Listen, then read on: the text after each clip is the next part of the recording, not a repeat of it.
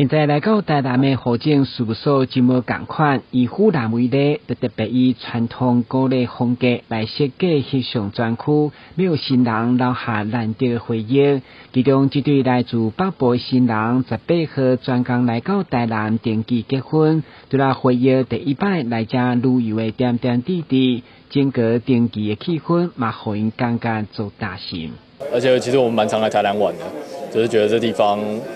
蛮多好吃的，很常下来吃东西，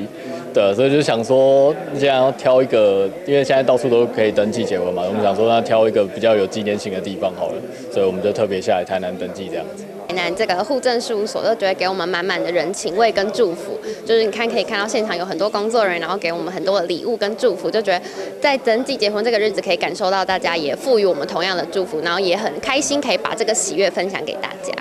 台南除了互新人伫登记结婚有特别的回忆，讲到送礼更是到礼数，民政局长嘛亲自来到户政事务所，代表市长赠送向前久久长长的纪念美女等充满喜气的文创礼品。18号开始正式升级，佮加码提供精油手工做礼盒要来销送，只要前50名登记的新人拢有。新人登记就有这一盒喜爱的礼盒，那这边都是有精油皂，那我们的精油皂里面的礼盒都是有玫瑰花的那个大的精油皂，还有这些喜字、爱心。那我们的选用的这些精油皂的材质都是针对设计，像新人他皮肤可能比较干，或者说比较年轻人他比较混合性肌肤，所以我们精油皂所设计的皂基呢，就是偏向于柠檬香茅跟我们薰衣草。还有附一个护肤券，那护肤券就是说我们可以提供你们婚前的一个护肤保养，一次是免费的，好。还有我们护肤保养完之后呢，我们会再赠送你一组那种旅行组，就是让你去度蜜月的时候呢，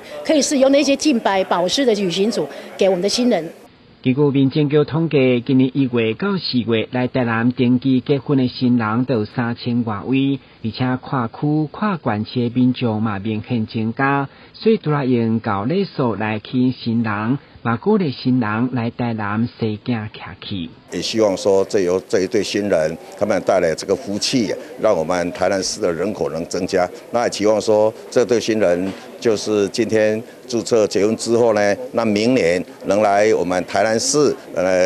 有小孩子出生之后来领我们的生育奖励金。市府用心甲关怀，希望让大家感受得到，用爱来营造台南成为幸福城市。台南新闻，阮子采访报道。